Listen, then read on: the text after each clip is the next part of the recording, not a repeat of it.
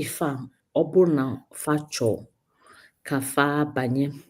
Mana tupu anyị aga n'iru n'ife nke anyị ji wee bịa n'ụbọchị taa, m ga-akọwakwara unu onwe m, unu manụ.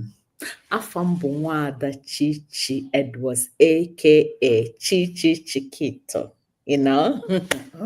Abụ m nwaada Igbo, abụ m onye nọọsụ, abụ m nwata akwụkwọ na-agụ medicine, wee bụrụkwa onye na-azụ afọ igwe. Wee na-asị unu nnọọ, bịanụ ka anyị na unu nọlịa. Ka asị ndị Igbo tụrụ ilu sị na ezue ka ara eri udene atọye ngịga. So bute mmiri gị maka na udene nke anyị kpọrọ taa ọ kpọrọ akpọ.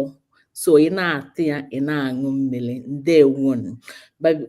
Ka m kpọta ndị mụ na fa na ebe a maka na ọ bụrụ sọ m. Aga m ebido n'aka nne m wee kpọọ nwanne anyị nwanyị Doris ka ọ kọwa onwe ya.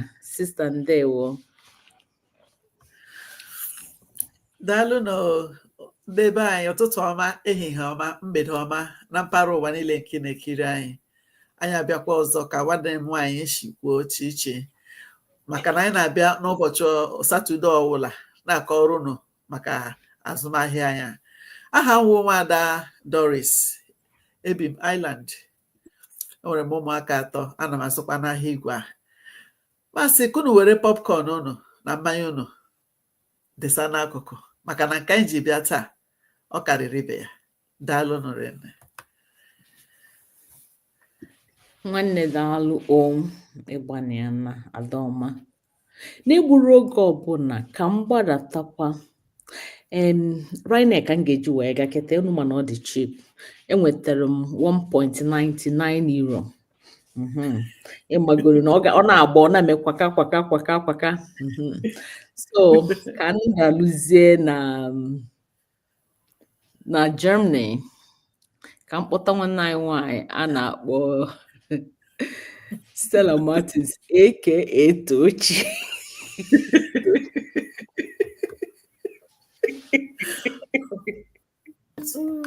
Ndị be anyị daalụ Okay, your house is beautiful, nne. Your house amaka. Ụtụtụ ọma, efifie ọma, mgbede ọma. Nwaada Tochukwu Ndịka na-ekwu okwu. Ebi m Germany. Abụ m mama, bụrụ nwunye, bụkwara a proud online digital business owner and a student. So none. Sister Chichi, daalụ rinne for this opportunity. Daalụ nwanyị ọma. Danke schön. Bitte schön. Prego. Ya na wee ka m banyekwa nke a nwe enidrom keke bicycle ka m ga-ride wee si na Germany wee gbago Belgium ka m ga-afụ ifugodi na nwunye odogwu. Ị mara na odogwu na-eme ọfụma. Salome aka Asodogwu nne ngwa. Daalụkwa nwanne m. Igbo ndị ọma na-ege ntị, daalụkwanụ. Udo dịrị unu. Ụtụtụ ọma, mgbede ọma, unu asaala chi. Nwanne m nwaanyị Chichi, Chukwu gọzie gị maka ohere ọma nke nyere m n'ụbọchị nke taa. Eziokwu, unu hụrụ nwunye odogwu n'ama na nwunye odogwu apụtago. Afa m Salome. Ebi m n'obodo nke a na-akpọ Belgium. Ọkwanụ m nwa afọ Igbo. Anọ m alụ ọrụ n'ụlọ ọgwụ and anọ m azụkwanụ azụmahịa igwe a ka m wee na-enweta ihe nnweta pụrụ iche nke m ga-eji n'onwe m nka. Unu afụla na anya pụtago ọzọ na ụbọchị 6 niile ekpere chọọchị ka anyị na-abịa ebe a ịgbasara unu ozi ọma. Ana m asụ unu mgbe niile m pụtara, buru popcorn gị, chọta nkwụ nke na-alacha, wụrụ nọ mmiri, wụrụ nọ nkwụ ngwọ, wụrụ nnọọ biya, chọta ya nnọọ, nọrọ ala, gee ntị ka ị mara ihe nke m wetara gị n'ụbọchị nke taa. Daalụkwanụ lienne. Back to you, sis. Thank you so much. Nwunye odogwu daalụ. Nwunye odogwu agwagoro unu, but please, you know me, drink responsibly. If you're told you're gonna drink, if not, please replace with water. Thank you. unu ma n'oge ọbụla o tego onye nwoke bịadebe na platform anyị because o nwere onye nwoke nọbụ ya before our brother mana ọ da abịazi due to a few things that he's occupied with. Iji wee gwakwa unu na ọ bụrụkwa so ụmụ nwaanyị na-azụ afịa maka na ụfọdụ na-eche ma inwe ife na-eme ụmụ nwoke ụfọdụ afụkarị ụmụ nwaanyị biko ike ụmụ nwaanyị adịrọ m. Ego is unisex, ọkwa ịma ego ada ajụ gị ma ị bụ nwaanyị ma ị bụ nwoke. So n'ụbọchị taa o nwere nwanne anyị nwoke bụ onye na-azụkwa afịa igwe a so anyị wee nọrọ ebe a. So m ga-asị ya ka ọ kọwa onwe ya ka unu wee fụ mara onye ọ bụkwa a new person. I wee jiri ohere a na-asị as a group wee na-asị ya Brother Paul, you're welcome to our group. This is Igbo group. Thank you so much. Introduce yourself, please. Okay, ụtụtụ ọma ndị be anyị, efe ọma, abalị ọma, depending ebe ọbụla nọ wee na-ekiri anyị n'ụbọchị tata. Afọ m bụ Paul Ewo, ebezi m na America, United States of America. Ana m azụkwa ahịa igwe a. Ụmụnne anyị ndị na-awụ ọcha ebe dị iche iche, biko were fon ị na-eli nọrọ ọdụ. Aga m enye gị advice.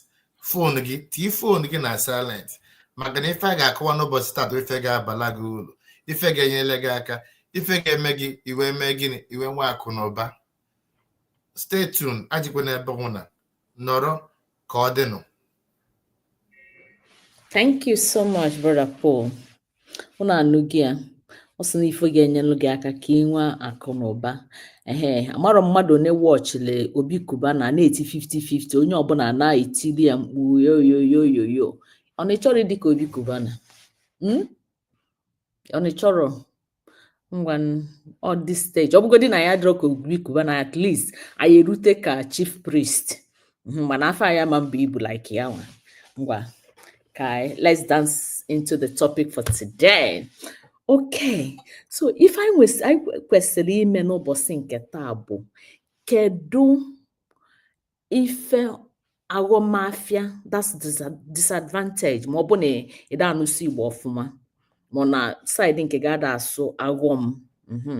Ife ọghọm mmadụ nwere ike inwe ma ọ bụ na ọ nwero ụsọ ọsọ si akpata ego, ọ bụ na ọsọsọ ofu ụzọ maybe na ọ na-alụso ọrụ oyibo, o nwerozi side hustle ọzọ ọ na-eme.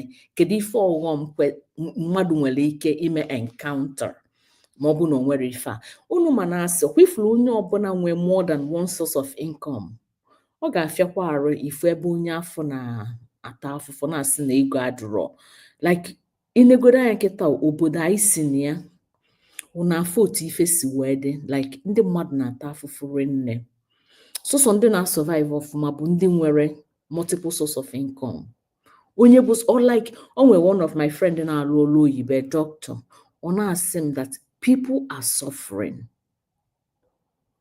People are suffering. Ife bụ na ndị mmadụ na-ata afụfụ maka na iwere 200,000 jee afịa ka igo ife onwe ife ọ na-ezu. Imagine onye nwe ụmụ ịbọ ụmụ ịtọ fa ga-aga school, ị ga-akwụ rent ma ọ bụ na ị nwere nke gị nwegodi nke gị. Of course ịmago na Nigeria adasị na na-enwe ọkụ nọ ichi inwe ọkụ, you have to source it. Ị ga-ego panel ị ga-eji wee nwee no solar. Ị ga-emenu generator ị ga-eji wee pọmpụ mmiri maka mmiri adịrọ. So tell me, ọbụgodị na ibe graduate, ọbụgodị na na-akwụ gị 500,000, ifu na o nwere ife 500,000 afụ ga-ezu. Ma ọ bụ na o nwere ebe ọzọ isi atụchata, ọ bụrụgodi in a month ị nweta 100 ebe anwa tinyere na 500 a na-akwụ gị, ọrụ bụ 600. Mana ngwa mezie ọ bụ na ị nwee kwanụ n'ọsọsọ ofu ụzọ afọ ọrụ afọ ị na-alụ, God forbid ụkwụkpọ gị niile echi, what happens to the beautiful ones you brought into this world? What happens to Ngoa? Because na once ị kwụsịrị ịrụ ọrụ, ego abịadebe. So ya ka m na-asị gee anyị ntị ọfụma. Ama m na enwe ndị ịmasị ka anyị wetakwa nke anyị nwa chere itinye kafa nche ọnụ ka ị wee mara ma ife anyị na-asị gị look for a side hustle or the worth thinking ka ọ na ọdịrọ. Ngwa before mba na-egburu oge ọbụla ka m kpọgote nwanne anyị nwanyị Sister Doris ka ọ gwa anyị ife oche. Doris, the floor is yours.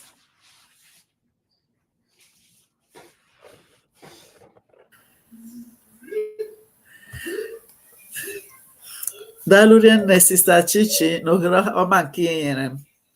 Ihe mụnwa chọrọ itinyetụ ebe a bụ ịhụla ọ bụrụ na iji obi gị niile tụkwasị n'ọrụ ahụ ị na-arụ, ọ ga-agbachiri gị ihe buru ibu. Ọ bụrụ na ihe mee ọrụ ahụ ma ọ ya bụrụ na ọga gị biliri ofu ụbọchị ya sị gị na ọ chọzi gị, kema na ọ ga-agbagide gị ebe ahụ. Mgbe ahụ ọ gbagidere otu ahụ, echefukwala na ị ga-akwụ n'ụgwọ ụlọ, ị nwere ụmụaka, enwekwara anyị nwa nọ saịdị, ị nwere ndị nọ n'ụlọ na-eme ọnwa rute ha kpọọ gị na fonu si gị weta echiche, bikos ofu echiche ị ga-eche banyere ha ahụ nwere ike butere gị ọrịa. So ihe mere na eji na-ekwu ihe ndị awụ, o nweghị onye ga-asị na ọ karị ya mma ilekwasị anya n'ọrụ ọ na-arụ. Asị m na ọrụ adị mma, ọ dị mma ị na-arụ, ga-enwerekwa ihe ọzọ idesara n'akụkụ gara enyetụkwa gị ego, maka na ma o nweghị ihe idesara n'akụkụ na-enye gị ego, ọ ga-eme gị, ọ bụrụ na ihe eme, onwe ihe ọtụtụ ihe buru ibu ọ ga-agbachiri gị, maka na ego ahụ anyị na-emete a na-enye gị ma ọnwa agwụ. Anyị ma na otu ihe ọbụla si dị, ọ ga-ezuru gị ebe ọbụla ị chọrọ ịga ka ị gaa ya, ọ ga-ezuru gị ihe ị chọrọ ime ka ime. E nwere ndị si ha na-enweta ezigbo ego, onwe ụtọ ga-echi zoro gị.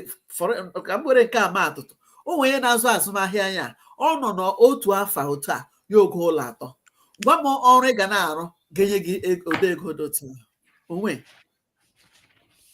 So ihe mere na o ji dị mma ka ị nwere ihe ọzọ ị ga na-eme, ị ga-eji tinyere aka n'ọrụ ahụ ị na-arụ. Ị ga-eji obi gị niile, maka iwere akwa niile inwe tinye n'ofu basket, ihe mee basket ahụ akwa niile ahụ akwụwa. Ọtọ bụrụ na iji obi gị niile, ya ọwụ na iji obi gị desa na nke a desa na nke ọzọ, chọrọ ofu ihe ma abụọ ma atọ tinye n'ọrụ ahụ ị na-arụ. Ọ bụrụ na ihe mee nke a, nke ọzọ dị ya. Nke kacha mkpa bụ na onye ọbụla na-ekwu ihe nke ọma, nke mụnwa na-ekwu nke m na-eme, maka nke m na-eme ga-enye gị ụzọ pụrụ iche, ụzọ abụọ ma ụzọ atọ pụrụ iche ị ga na-enweta ihe nweta. Nke a ga-etinyekwara gị ka ị ga-eche echiche maka ịga ezumike nka gị. Ọ ga-etinyere gị aka ị ga-eche echiche maka ihe ị ga-edesara ụmụazị ọ bụrụ na ịnọzi ya. Ebe o si dị mkpa, o nweghị ihe kara nke gị danị ọrụ ahụ. Ị ga-asị ọrụ ahụ, ọnwụ na ịrụgide ọrụ ahụ ịnọzi ya, ụmụ gị enweghị ike bido ebe kwesịrị, nke a na-aba aba. Pọta ọnwụ na ebido azụmahịa ya, ọnwụ na imegidere, ọnwụ na ịnọzi ya, ụmụ gị ga-ebido from ebe kwesịrị werekwa ya na-aga. Ụmụ gị enweghị ike iji satifiketi asambodo ahụ ị nwetara, ha ga-eji ya arụ ọrụ, ha ga-eji nke ha. So onweghị ihe kara nke gị ahụ. Azụmahịa ị mepere n'aka gị na-azụ wụ nke gị. Ọwụghị onye ọbụla ka ị na-azụrụ ahịa, ọwụghị onye ọbụla ka ị na-eto eme biznes ya na-eto, nke gị onwe nke iji. Ebe o si dị mma, bịagodi gị ile nke nwaanyị na-ekwu okwu ya, maka na ihe ọghọm dị n'ime ya dị n'ime enweghị ihe ọzọ iji tinyere n'akụkụ na-eme, o buru ibu. So tebagodi ya echiche gị mara ihe ị ga-eme. Ka m nyeghachi nwanne anyị nwaanyị bụ Chichi ka ndị enyi m were kwutukwa. Thank you so much, sister. Ikwugokwana ya. Ndị be anyị si na ngwugwu a ga-atọ atọ bara uru etu ya mbọ, but nke a o nwerozi ịghasa gị ya nọ. Like you've said it all. I have nothing to add. No, ife anyị na-ekwu bụ gbaa mbọ, biko gbaa mbọ chọta ife ọzọ ị ga na-eme ka ị wee na-etinye your own salary ka o wee nwee ike zuo onwegodi ife melụnụ. Ka ị rapụ ị na-alụ ụlọ mmadụ, ka ị na-alụ ụlọ onwe gị. Most of the time, yes, anyị na-azụrụ anyị go school, rụọ ọrụ, then o mekwuzi anyị, we don't have that mindset. I want to work for myself. If I na-eme bụ ka m nweta ọrụ na-arụkwa na-akwara m that salary. Salary is good because that's what I live by. mana iji wee confuse anyị so that we don't think of our own inweta nke gị. So ka m rapụ ịga-ekwu ya maka na nwanne anyị nwaanyị ekwusi gị ọfụma. Gbaa mbọ ka fanasị na ọgba mbọ mpụ na iburo chosen nke mgba bụ iburu chosen, mana ife nna gwa nkịta gbaa mbọ ọ bụ na iburu a digital business owner, gbaa mbọ ka ị bụrụ a digital business owner maka ị nidere ị ga-achọba shop ife ndị ọzọ o betugoro gị ego. Daalụnụ. Ngwa ka m kpọlite nwanne anyị nwaanyị Asodogwu aka Salome.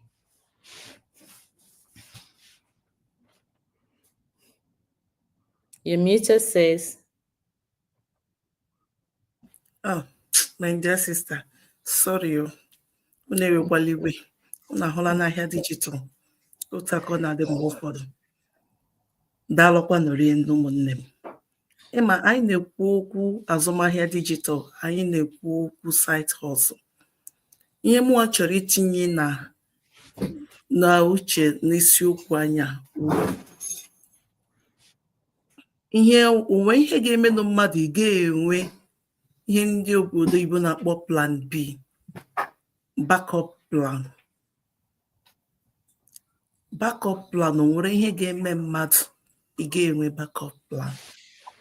Masị ka m jụọ n'ofu ajụjụ before m ebido kwuo okwu na isiokwu ma ọrụ na mmadụ enweghị backup plan kemgbe ị ga-ebido ya, ị ga-eche ruo mgbe ihe dakwasịrị gị bido wee gbuwe onwe gị otu ị ga-esi nweta backup plan, ka ọ ga-akara gị mma ime ya mgbe ị nwere ike ga-adịrị njikere maka anaghị amacha ụwa amacha, onweghị onye ma ihe chi ga-awụ. Back to my topic. 2020 mgbe pandemic bidoro, ọkwụnụ ma onwe ndị achụgasịrị ọrụ, o nwere nọ ndị biriri ọtọ gaa ụlọ ọrụ enyefe akwụkwọ sị ha lawa na ha arụjuola maka ego adịrị eji akwụfe ụgwọ. O nwedịrị ndị ụjọ na-atụ ịpụ ezi ka ha gaa rụwa ọrụ. Ya wụrụ ụfọdụ iwu ndị na-enwezighị aka ọrụ maka ha enweghị ihe ndị oyibo na-akpọ backup plan. Ụfọdụ ndị nwekwara nọ backup plan a jida 2020 wee bụ ụba. Onwe ndị nọ n'ụlọ fa mụta ka esi eme ka ha na-akpọ mask, a lot of things, ha were ya bụ ụba. Ihe mụ chọrọ ikwu na ihe awụ ka ya nọkwala ka m onwezighị ihe anyị ga-emete ka anyị hapụ ịnọ na-eche mgbe ọrịa ga-ada anyị, ọ mgbe ọrụ anyị a ga-achụ anyị ọrụ, ọ mgbe ntị ka nchere ruo ezumike nka mgbe ha bịa bido chọwa ụzọ ọzọ ga na-eche enweta ihe nweta. Ọ na-adịcha mma izi, ọ na-adịcha mma. O nwere ike na-eche ka m ga-ezumike nka, ịbịa ga ezumike nka ịchọpụta that o nwere ụzụkwa ihe nọ n'ụlọ akụ gị. Jụọ ọnụ m ka ife na-akwụ ndị na-ezumike nka, o burikwa ibu. Mmadụ ga-arụgide ọrụ, rụgidere mmadụ ọrụ, rụọ ọrụ mmadụ for 40 years.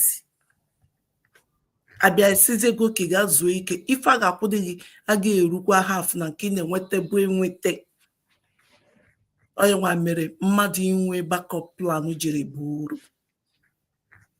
Gị sịkwanụ oke ka m bido ya, ka m were obere na-etinye efe n'ime, na-ebi ụdị ya. Mmadụ isi ka inwe backup plan abụghị ga-apaki ọrụ atọ, ọrụ anọ, gị gbuwe onwe gị, rụọ morning, gị rụọ night, gị rụọ enwedị ezumike, ọ bụrụ gị ya. Mmadụ inwe backup plan bụ ịrụ ọcha ọrụ gị bata, gị nọrọ n'ụlọ gị zuchie ike, gị so onwe gị na nke anyị nwa na-emekwa na azụmahịa ya. M ga-ewepụta awa abụọ, m ga-ewepụta awa atọ ka m wee rụọ ọrụ onwe m ọrụ. Ị na-arụ ya gaa na-ezu ike na be gị n'ụlọ gị, gaa soke ka m gaa fitness, gị nọrọkwa ebe ahụ na-eme fitness gaa rụọ ọrụ. Inwetago ihe abụọ, iwerego ofu okwute wee tugbo nnụnụ abụọ atọ, ka ife m na-ekwu, izuola ike, gị rụọ ọrụ onwe gị ọrụ, gị nweta ihe nweta nọ ya n'ime. ịma enweghị ego na kọsịkwa stres. Onye ọbụla ịgatụla na shop nnọọ mmadụ na-ego gị gwere ekwu ya ebido bakashịwara gị ahụ gị nwe ahụ bakashi na-aba gị jụọ ọzọ nwere ike ihe m mere ya rụrụkwa na ịmaghị ịdị nwoke mmadụ nwaanyị mmadụ n'isi. Tupu mmadụ aga na shop ga kpawa agwa aṅa, ọ ga-adị mma ka enwee chụọ ewu ojii mgbe chi dị. Mgbe ahụ zuru anyị ike, anyị enwee ihe a na-akpọ backup plan so that emegidezie ya rụzie ezumike nka. Eziokwu ebe a nke ọ na-atọ dị m ụtọ sefe ịnọrọ nnọọ n'ebe gị ka ị na-agakwa ezumike nka n'ụlọ ọrụ gị ka ị na-ejikwa nke a were na-etinyere onwe gị na-enweta je niile na-enweta before. O nwere ihe merenụ na Belgium today, anya mmiri akwa agba m. Alọtara m n'eshi m ọrụ bata na-elekwe di m ka o yikwa black and black. Masị honey ka ịkwanụ one lady na-alụ ọrụ cleaner. Ọ lụgidere ọrụ n'ụlọ ọrụ ya just nọ collapse ya nwụọ. Agara aga tinye ya ala n'ụbọchị nke taata. Kedu ife dị a? Ọ na-afụ arụ mgbakasị stress. Ebute ọrụ nke ebute nke arụ morning na arụ afternoon a na-ezu ike. Ọ ihe ọ na-akpata. Ego ga-anọ ya. Anyị egburu onwe anyị tinye na ana ini. Ya mere ụmụnne m bikonu ebe ọwụlụ n'ụlọ bikonu chọrọ onwe gị ụzọ. Bata na azụmahịa. Ogodu na ị ga-asị na eji m ego eji m ya ọ na-enye ọwụghị ihe ị chọrọ. Oke nsogbu adịghị. Bata ya gị were nnọọ nwayọ were mee ụlọ akụ gị ya ụtọ. Ịma onwe nwanne m nwaanyị na-ekwu akụ na-eshi obi ike. Icheta ya gị sị yes. Nwanne m nwaanyị ekwuola gị hapụrụ ya ụmụaka gị. Hapụrụ ya ụmụ gị to 8th generation. So kedu ife na-eche ebe ọwụla ị nọ? Biko echekwala mgbe ihe dakwasịrị gị bifo gị bido wuwe ụlọ akụ gị. Bido wuwe ụlọ akụ your plan B. Bidokwa ya ugbu a. So that ịrụgide ọrụ in the next 2, 3, 4 years gị hụ ihe rụpụtara n'ime ya. Daalụkwalie nne. Back to you, Chike.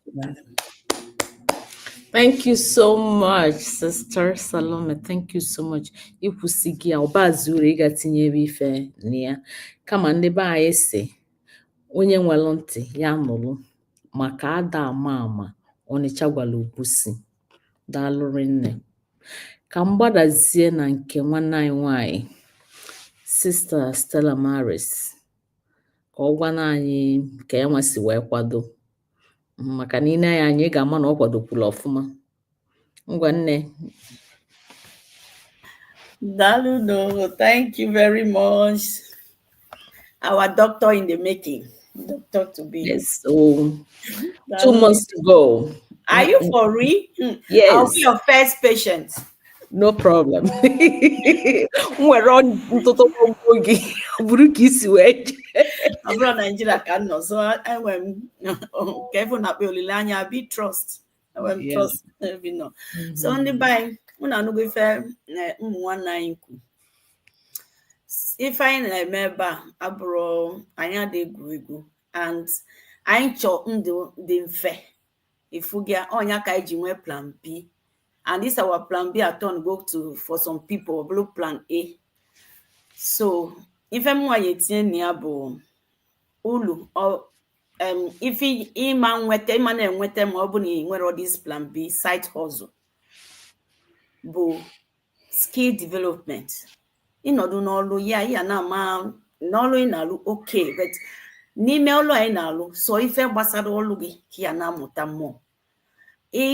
Muta outside if I was all looking amarom adrom add 2%. Mana obuno in where this plan be side hustle bu afigwe. Amanda, please not now. Mommy, I want ice cream. I will give you later. Not now, okay? Mommy is doing life. Okay? Mama, why? No. Oh, yeah, go and collect.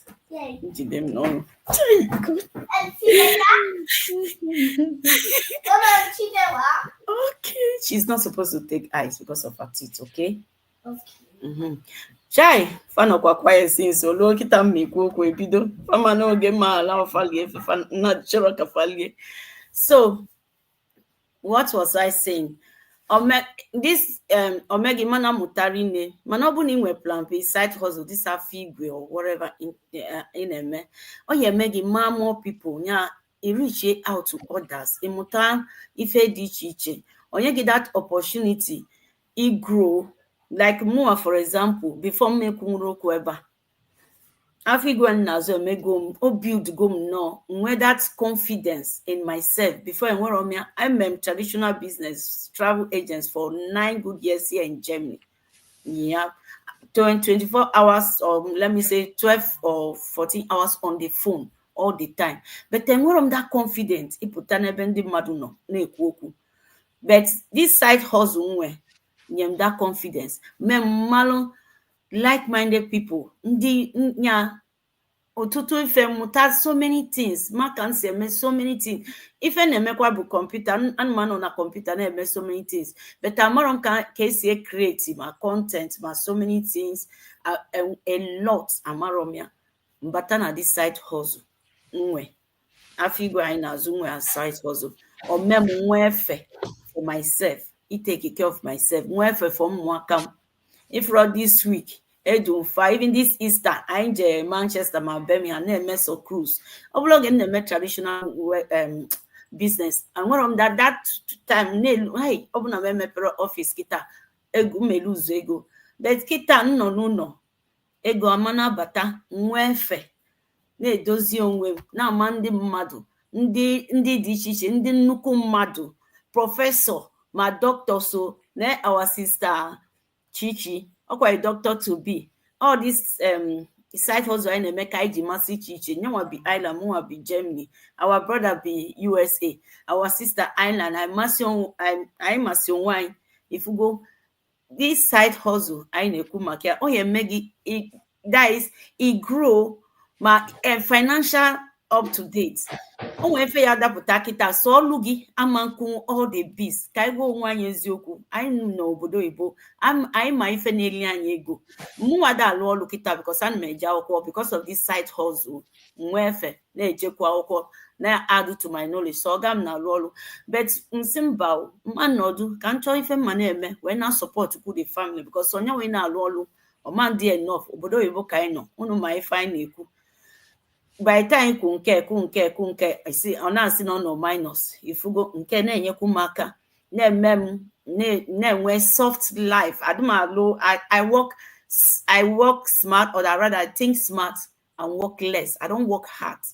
So oh yeah Maggie this I'm talking about anumekwu maka afigwa anyị na-azụ ọ na-eme anyị na-enwe efe na-alụ ọlụ mfe na-amụta so many things with our community.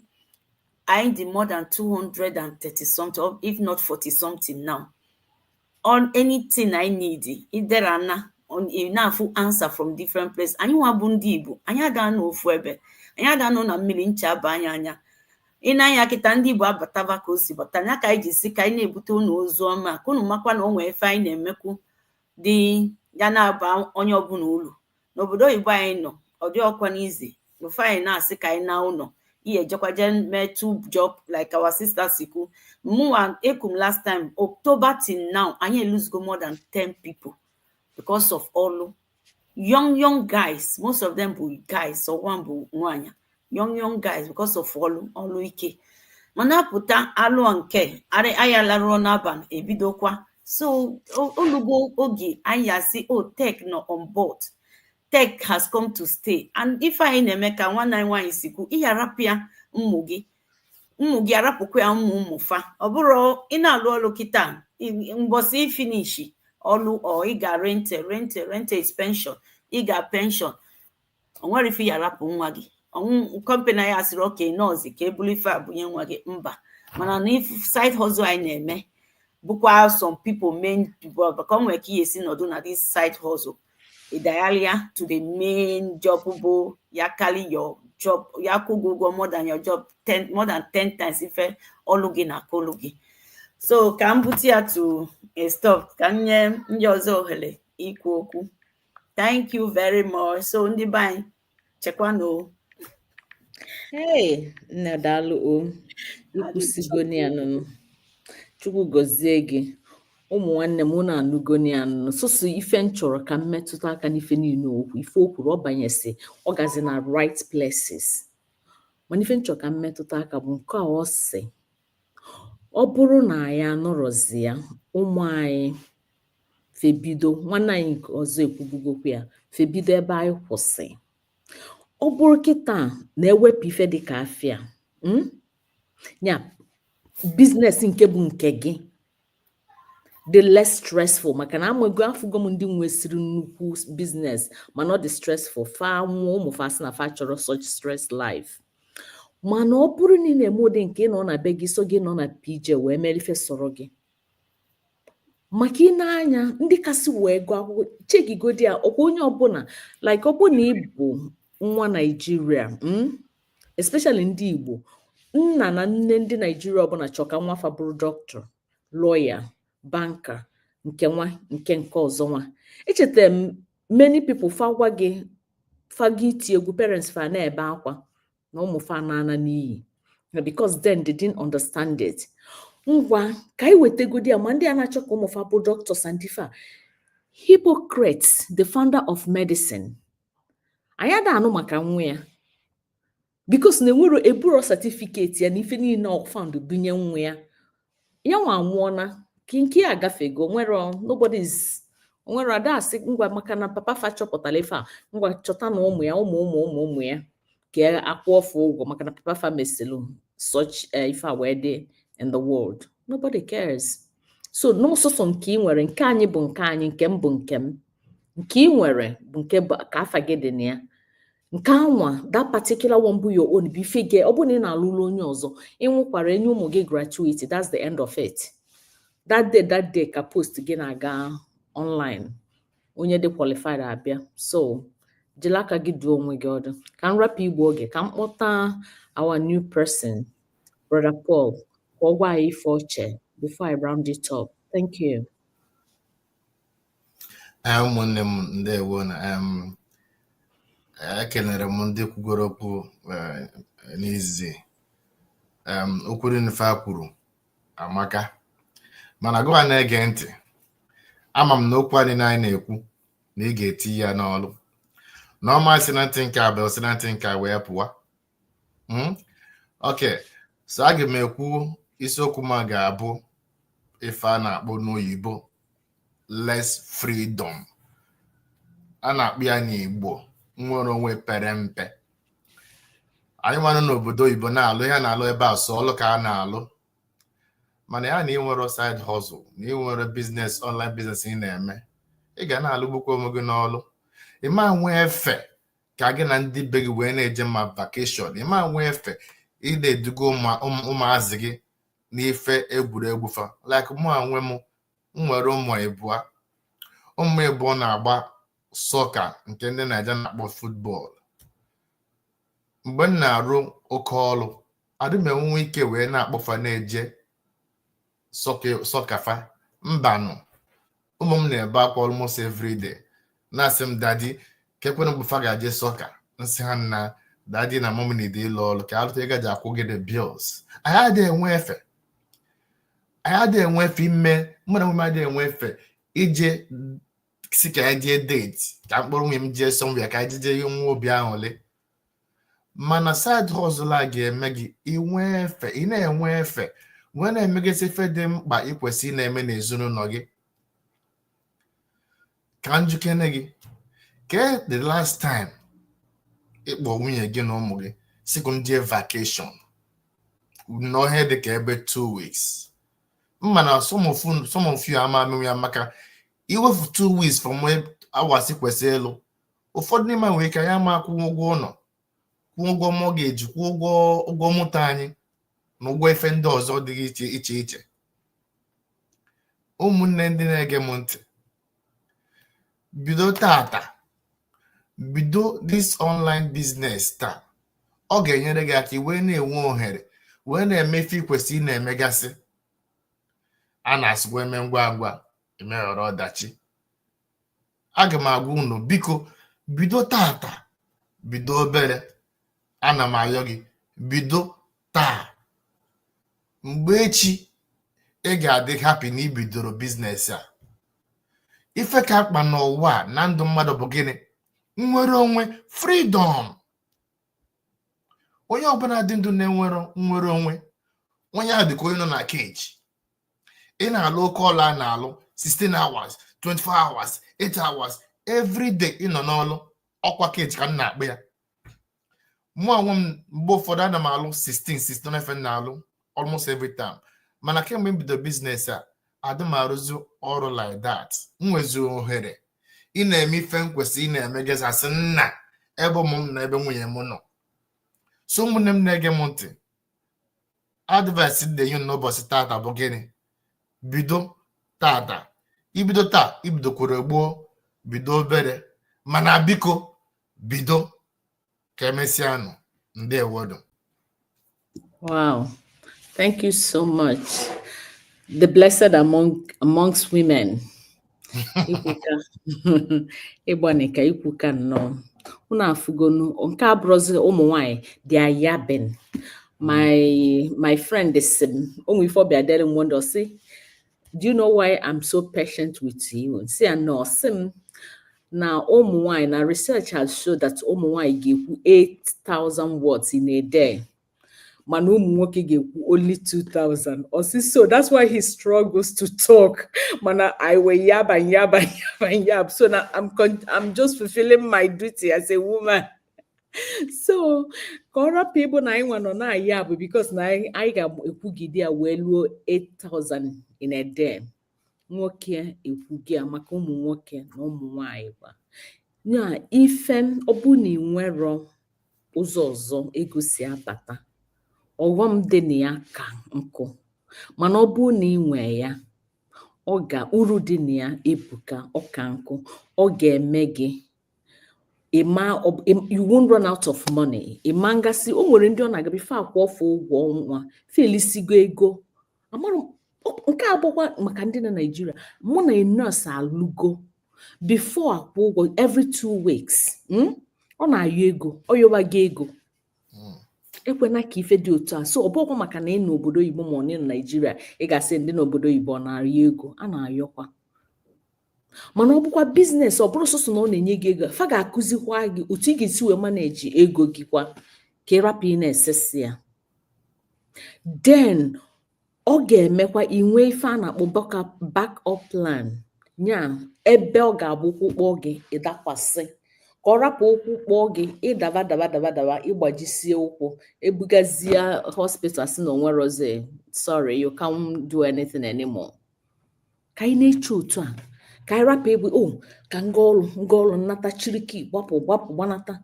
Ọlụ dịkwa mma because I do that. I work. Mana okay, look at me. I work. I'm not trying to kind of boast, but I'm proud of what I do. I'm a registered nurse. I can just stay there. I will feed myself with it and pay my rent. But I don't want just that. I want to work for myself.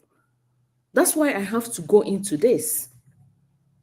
So, obuni nature, I'm a nurse, and where is the Munsubu? I am the nurses in abroad in Europe. They are making lots of money, so I'm comfortable. Online, they make 7,000 a month. Of course, yeah, she can make that. Managa I'm a nurse. I have worked over 10 years. Either on Monday to Sunday or on night and morning. Ọkwa bife a na-asị onye nwa alụgide ọnwụ o wee pụta na public na-ekwu ya. O wee bụrụ ife ji eme na fa na-enwe ego. Mmadụ one, at least I have seen more than 3. 1 year Fabian England, they were sent back. Their corpse, no boss the one on their corpse were sent back to Nigeria.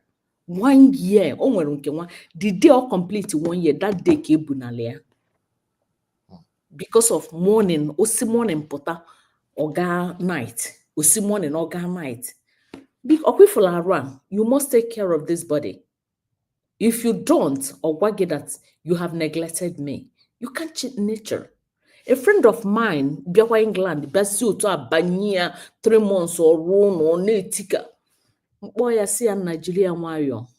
I'm talking to you as onye mọ mmadụ. Oge ife a ga-abịa, you will not believe it.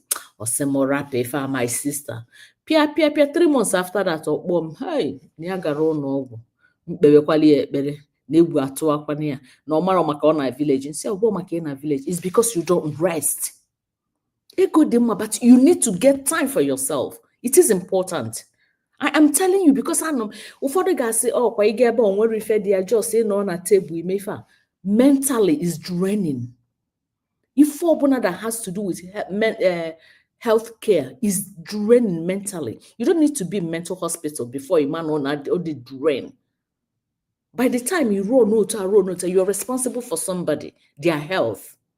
Biko na onye ọbụla nyere onwe ya ka chọọ ife ọzọ so that ọ bụ na that 39 hours a week a na-arụ ama nzulu gị iji wee dị comfortable. Ọ bụgodị na ọ ga-ezu, chụọ this side hustle. Ka ịrapụ iru Monday to Sunday, Sunday to Monday. Ịmakwa na ịma mbunwu ya. Emezie ukwu ifuzie nwa 30 ọ na my waist. What is it? Biko nu tete nnola biko, I beg you in God's name. Chọta ife ọ ga-abụ ịnọkọta nnọọ ikunye ya brother ikwu gị ị ga holiday. Jụọ onwe gị, when last ka ị ga holidays? When last gị nwunye ga na-eche na ị na-cheat ya le. Nwekwa ife ị na-cheat ma ọ dị gị ọ dị cheat.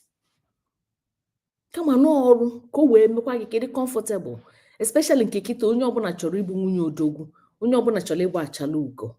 Asịkwa m si abụ na ọ dịkwa mma mụ na onwe m chọkwa ịbụ, but mee ya ka ọ dị balance ma gị ma di gị. You will have time for your husband. Ọ rapụ inebe anya n'ilo. Your husband will also have time for you. Ngwa arapụ wee gasị, don't you know I'm a woman? Biko na onye ọbụla nyekwala onwe ya aka. My dad sikwa onye nwere ntị ya nụrụ. Even Bible said it. Onye nwere ntị ya nụrụ. We can only tell you what is there. We cannot force you. I say I come here today. I am and will say. But please advise yourself. Imagine obuni bidolo ife anu a obugidi no so $100 na abatara gị na account every month. Iwe no Nigeria. If you're on life, you get go more comfortable. Oya pataketa ụfọdụ na gagazi na TikTok, billing na TikTok. I'm not joking. Ụfọdụ bi ebe anwa. Which I'm not saying is bad though. When I find any part of it, don't. You have to rest. It will affect you. There are other things. You wrap in morning till night. Makanina chocoin. Ekenekwa munu do de kwalunu. When I say dalano for uni kiliae and the them nene nevereba. Chuku gozuna. I love you all. Mwesunu ndine gaenti.